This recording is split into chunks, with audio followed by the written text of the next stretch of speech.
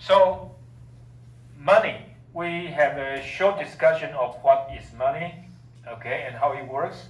And now this is the functions of money, okay. As I said, anything, okay, anything, if it can satisfy these four functions, it can be money, okay. So medium of exchange, okay, this is the one we often use, right? You use money to buy something, and the merchants, okay, the businessmen, then use the money that you get them to get, labor, to get materials, to pay for electricity, all these things, and then to produce goods. Okay. And as I say, this is the most important function of money. Okay? This is the most important function of money only because money has value because of this, so that you would like to get money. Okay? If money has no value at all, nobody gonna take it. So according to the history, okay, it turns out that gold and silver are the most important things. Okay? But you know that there is very little gold and also very little silver. So in China, okay, what is most used as money? Copper. Okay? So oftentimes people use copper. Okay? But then what is the value of silver? It's going to be used as unit of account. Okay? So sometimes, okay, in daily transaction, you don't quite use silver because few people have it, and usually people use copper. Okay, and deferred payment. Okay, the same thing. If money does not have value, okay, if money does not have value, there's no deferred payment. Okay, if I borrow money from you, and 3 months, 6 months later, I'm going to pay you money again. Okay? What does that mean? It has to be the same value. If not, then it's a big problem. Okay? So, in terms of story, we can go on and on and on. But, this is the basic function of money. Okay? So then, why people demand for money? Okay? Demand for money. Sometimes we call liquidity, okay, liquidity. Okay, so what is liquidity? Liquidity, Yang Junxiang, what is liquidity? If you don't know, then you need to check your cell phone, right? What is liquidity? Wang Weixin, liquidity. So what is that? Even though we know the term, right? So what does it actually mean? Liquidity. Liquidity, when you read newspaper, okay, the business section, if it said liquidity, basically it means money. So money is the most liquid asset. Okay, money is the most liquid asset. And then you can have stocks, okay, you can have bonds. They are quite liquid, but you have to sell it to get money, right? Okay, so the liquidity, this is 100% liquid. And then going down, then you have bonds, cars, all the other things, okay? So this is the most liquid. And so why would you need money for? The first one, transaction. We call transaction demand. You need to have money to buy goods, okay? If you don't have money, there's nothing you can do, okay? And the second one, precautionary demand.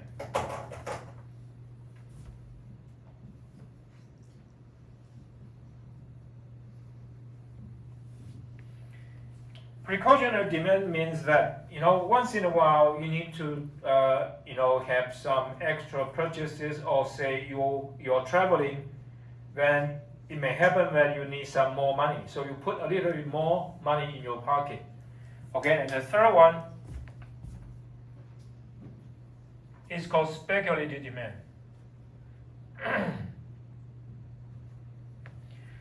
And this is quite interesting. Okay, this is Ken's idea, and you got to be very careful. So, Yang Junqiang, speculative demand. Can you put that into Mandarin? What would that be?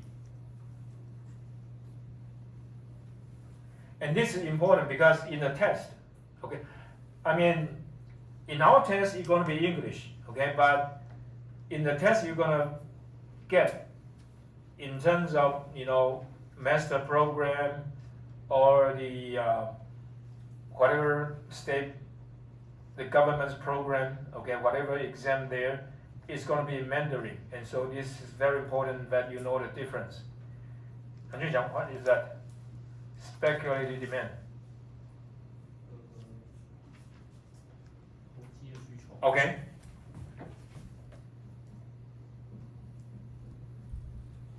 Okay.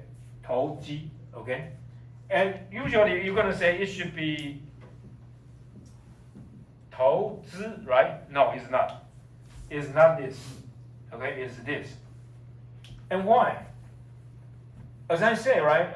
And I always, advise you, when you have money, okay, that's good. But don't put money in your pocket or put your money in your, savings account. It doesn't work, right? Because it doesn't give you anything, okay? The return is just so small.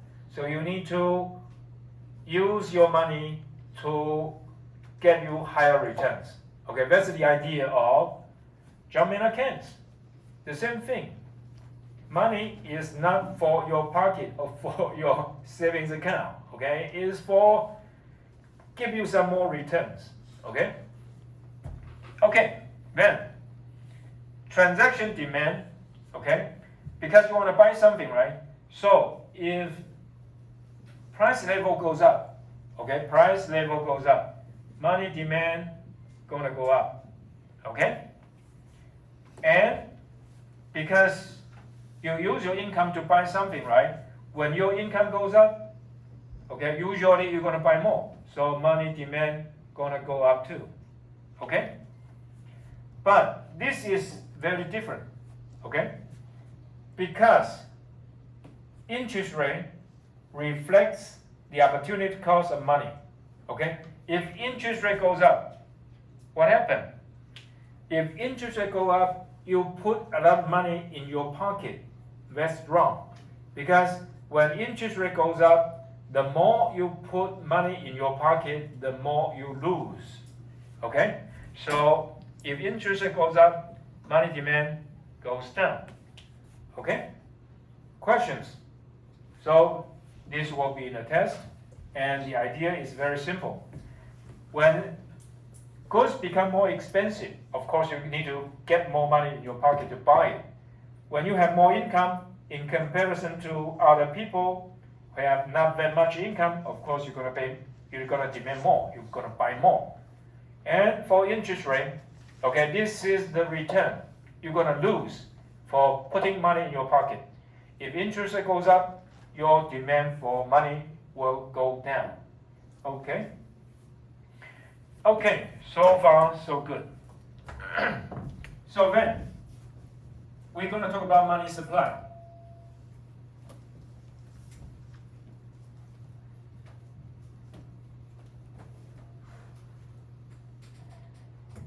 As a matter of fact, money supply is a different story. It's much more complicated.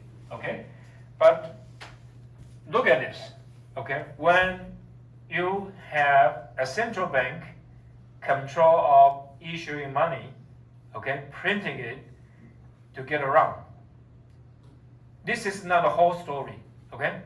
Because central bank only deal with part of the money supply. The other things are the banking system, and because of the fractional reserve, it also creates money, Okay, that's we say we're going to derive the money multiplier and all these issues.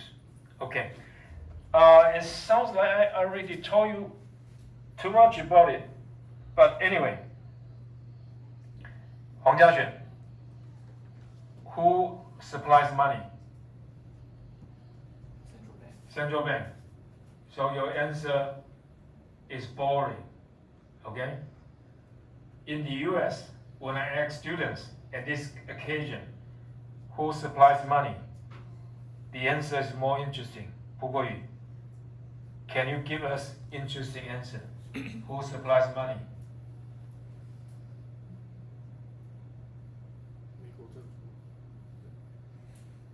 Okay, this is important, okay?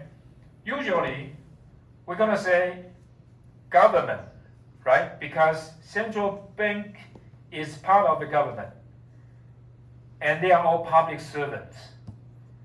But, okay, even though Donald Trump, okay, whoever is president, just like in Taiwan, they can criticize a lot of things, but they are not supposed to get rid of central bank. I mean, get rid of central bankers. I mean, here is the chairman, okay? You know, basically, they are independent of the president, okay? So, you know, it used to be that Donald Trump wants Jerome Powell to cut interest rate. Jerome Powell said no, right? Because he has to be independent of the central bank.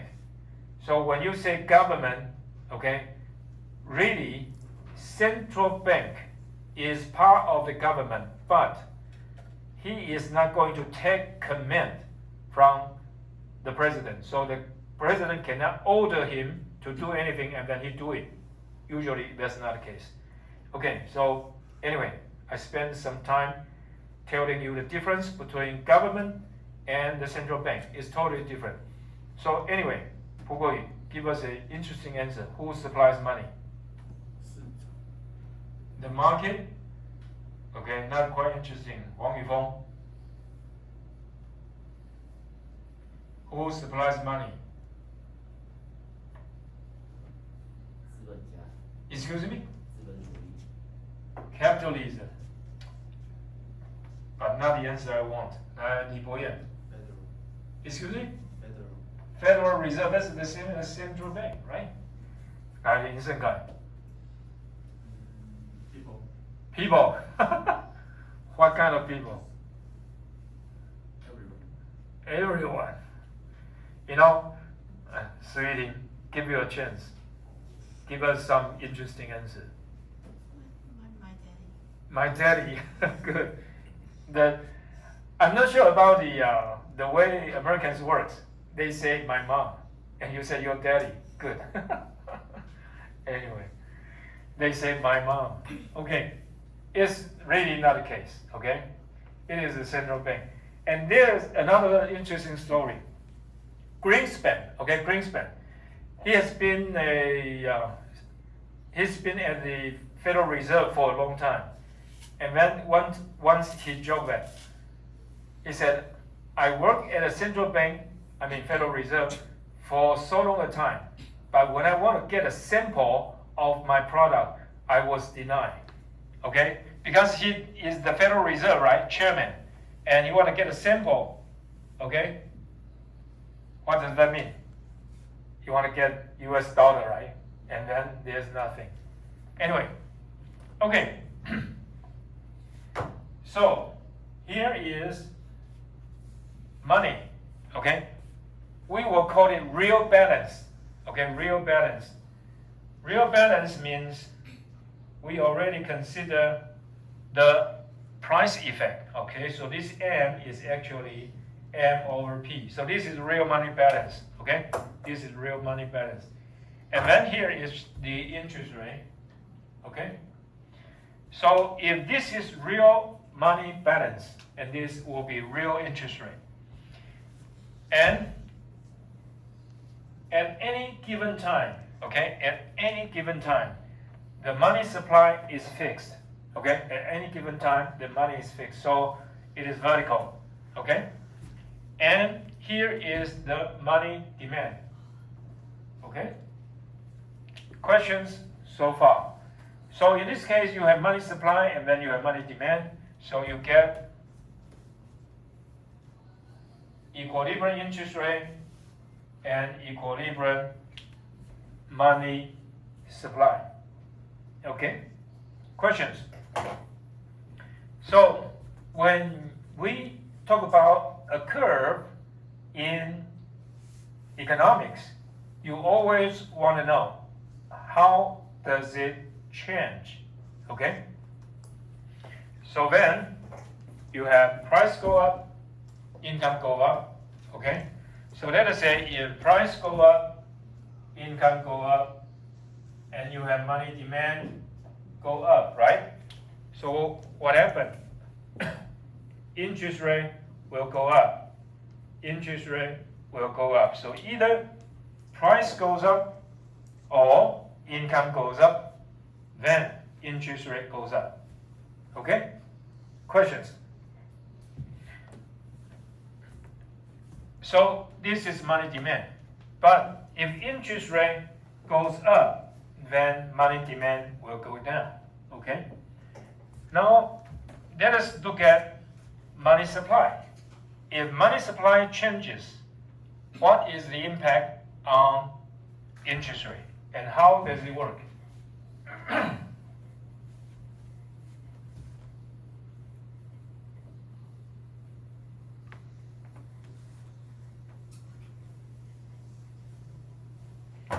Okay.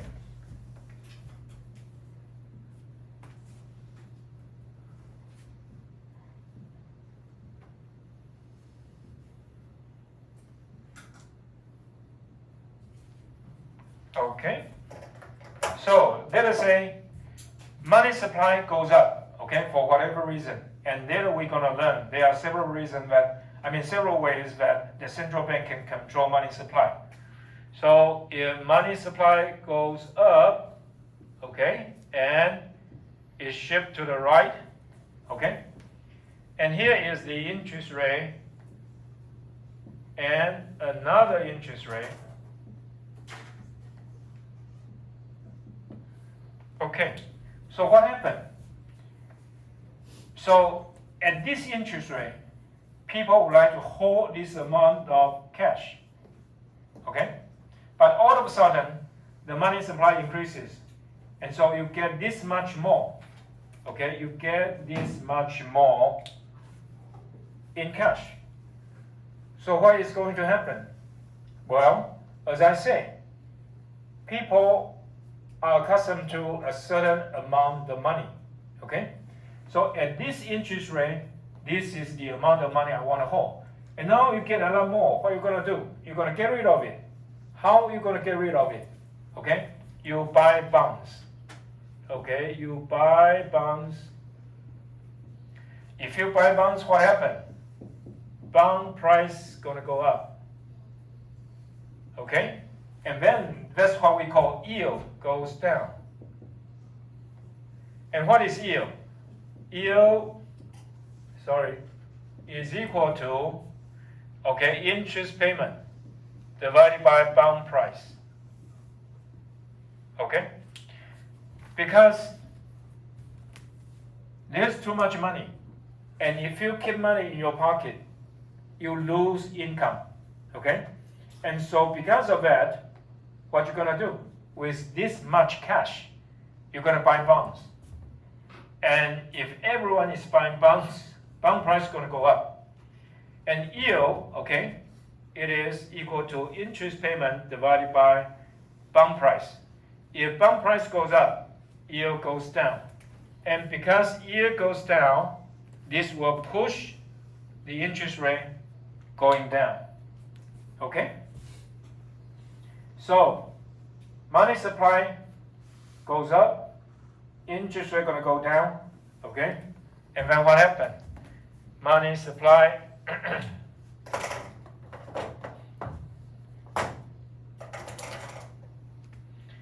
money supply goes up, okay? Interest rate goes down. And then what happened? Consumption going to go up and investment gonna go up.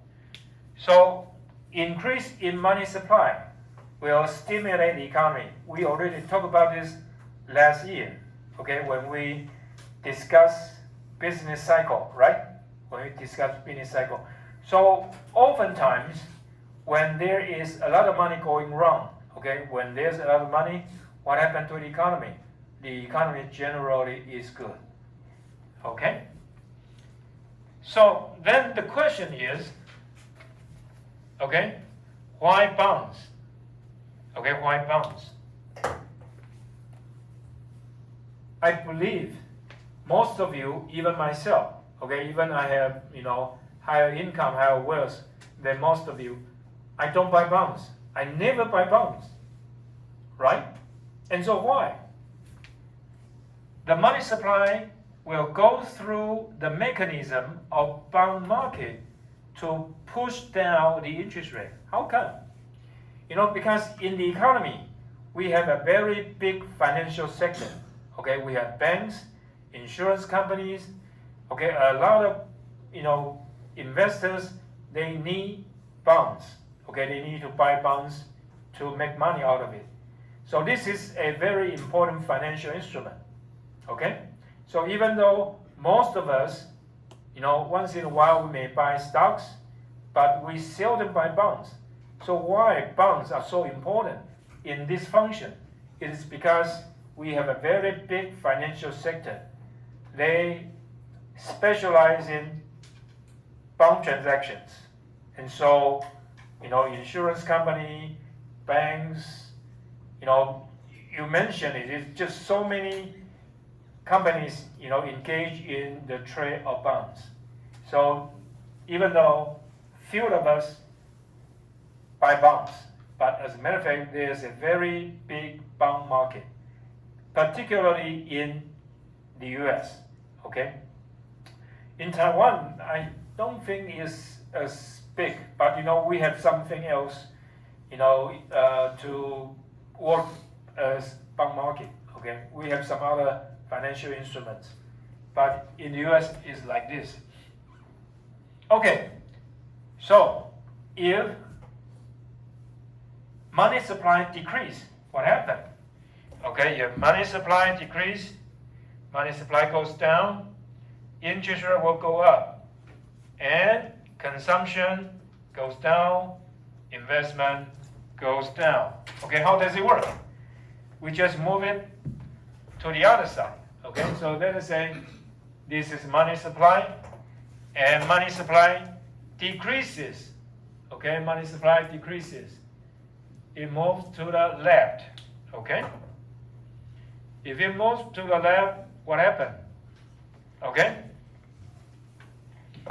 at this interest rate, this is the amount of cash you want to hold. Okay, at this interest rate, this is the amount of cash you want to hold. What happened now is that for whatever reason, there's a decrease in money supply.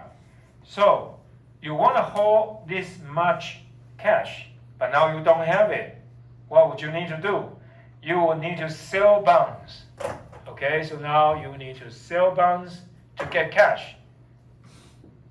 You need to sell bonds to get cash. If everyone is selling bonds, what happened to bond price? The bond price is going to go down.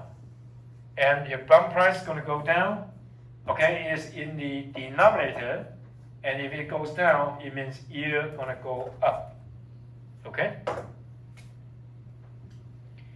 Okay. So here you learn monetary policy. By controlling the amount of money supply, you can stimulate the economy or you can slow down the economy. If you want to stimulate the economy, increase money supply.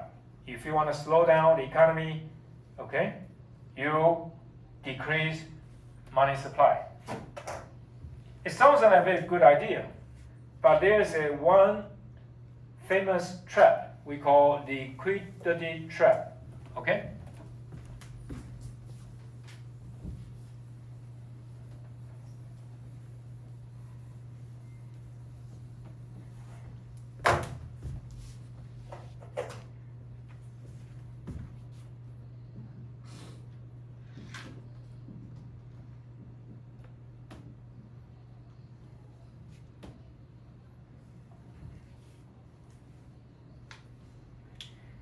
Okay, what is liquidity trap?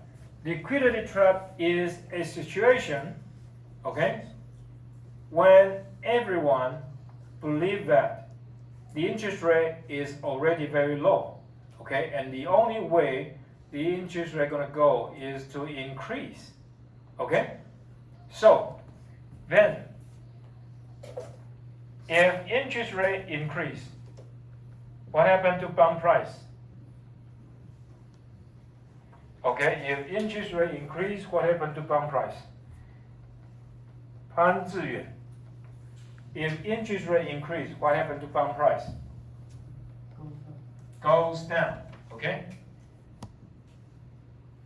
So, if the interest rate is already very low, and everyone expect interest rate to increase, okay, and you know that if interest rate goes up, bond price is going to go down.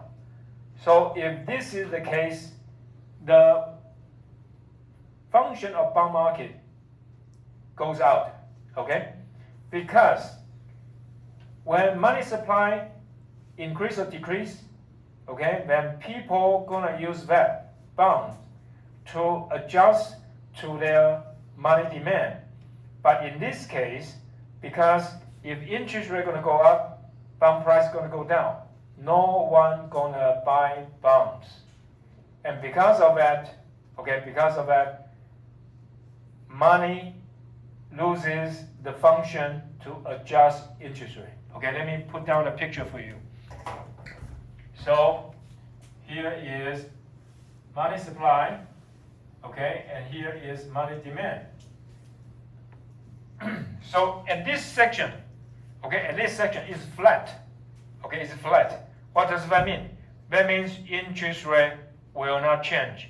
And the interest rate, okay, with respect to money's demand, okay, it is the elasticity. Okay, the elasticity is infinite.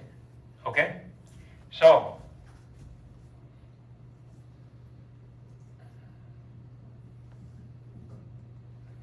okay, I mentioned elasticity. Xu Shaoxuan, what is elasticity? I just mentioned this. And I say, you know, and this section is flat, right? Horizontal. And so the interest rate, okay, money demand with respect to interest rate is infinite. So elasticity and infinite. So what is elasticity? 2 words. No, it's rigidity. Rigidity. What you say is rigidity. Elasticity. Exactly. And what is infinite? 不国语 infinite. 3 words.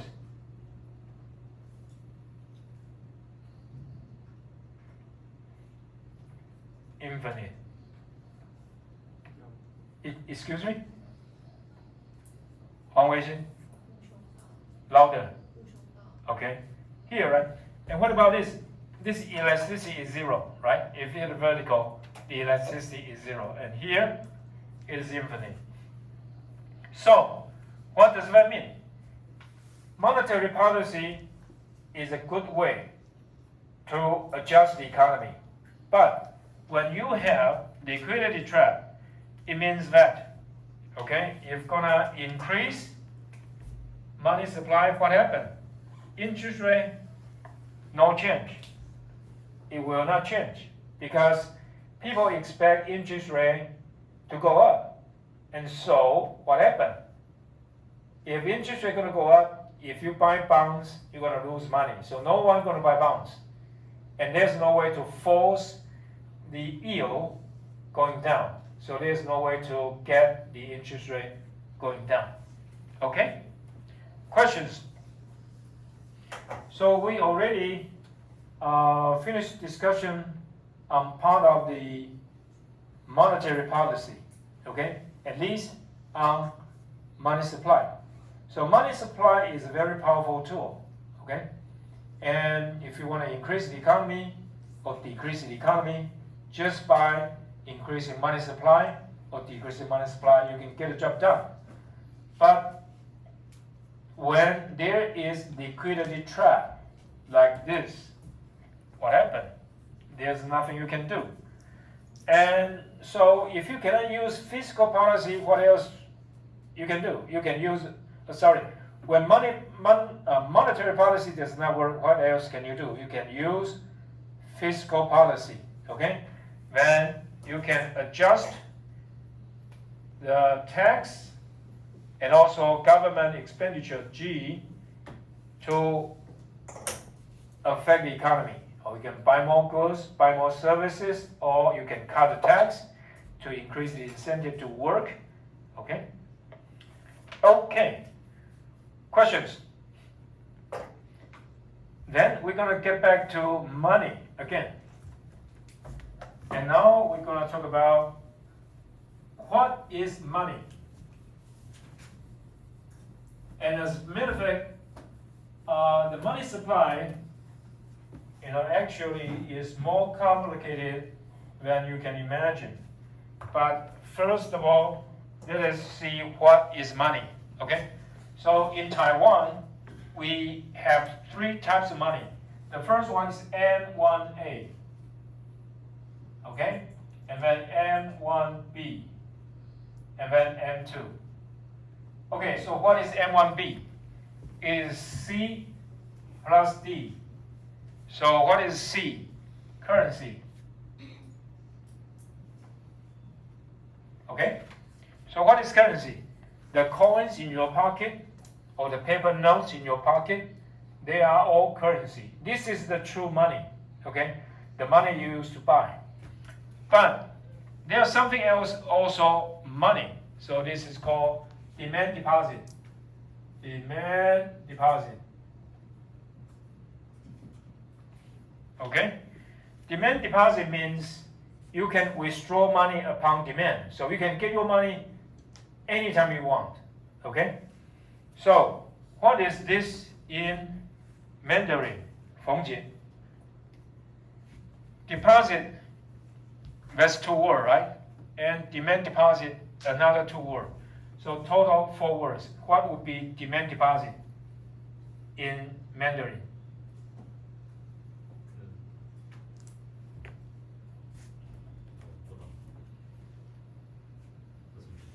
Okay.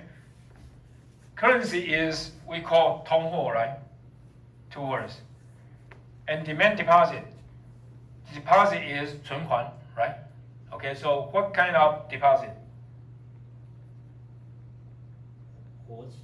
Exactly. Okay, good. Exactly. Why? In comparison with the other one, it's called time deposit, right? Time deposit.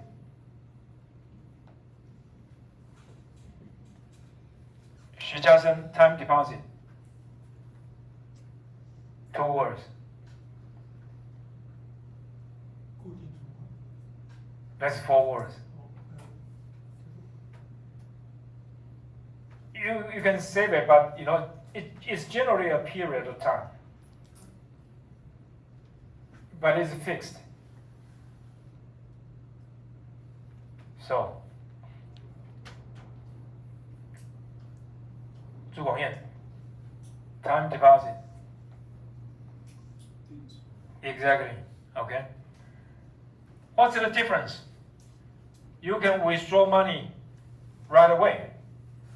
So this is 100% liquidity, right? 100% liquid. And this is close to it, right? Because you can use card, okay, or transfer from the internet, right? So this one is 100% liquid, and this is 99.9% liquid. You can get it right away. But usually it is kind of different, okay? Because in Taiwan, what we use, for example, at the post office account, Huang Yufeng, what we use in post office account, what is that called?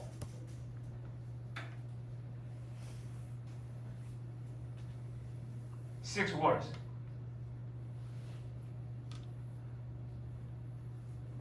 No idea. No idea. 答不过语。The one account we have at post office. The first two words is this. Just like Feng Jie said. Louder. 林伟勋. Okay, good. Okay? Right. But for savings account in the US and in Taiwan, it's different. Okay? Because if you have savings account, the transactions are limited. Okay, you cannot do too much. Okay? So, but in Taiwan, we basically treated the savings account just like demand deposit. For this, for this demand deposit, usually you can write checks. So oftentimes it is also called checkable account. Checkable account. So you can write a check out of it, and the transaction is no matter how many you like, you can just do it.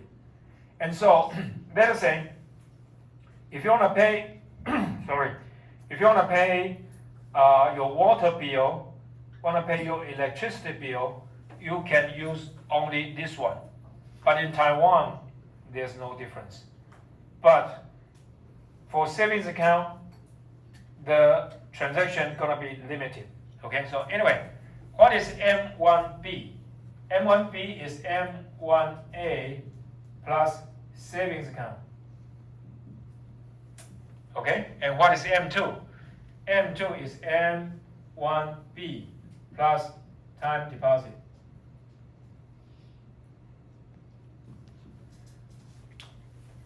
This is a simplified form. Okay, I put it in a simplified form.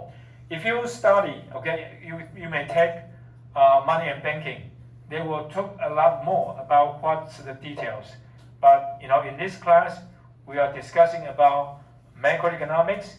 As long as we can deal with the money supply, that is just fine. We don't pay attention to the details. If you want to know more details, you can take the course, Money and Banking, and you're going to have more discussion about what is here. Okay, it may include traveler's check. Include traveler's check, and of course savings includes a lot of variations, and that's the same thing for time deposit. Okay, questions. So next week we're gonna start from here, and then talk about banking sector, how banks create money, and also Beizhen gonna remind me to tell you about checks, how to use checks in the US. Thank you.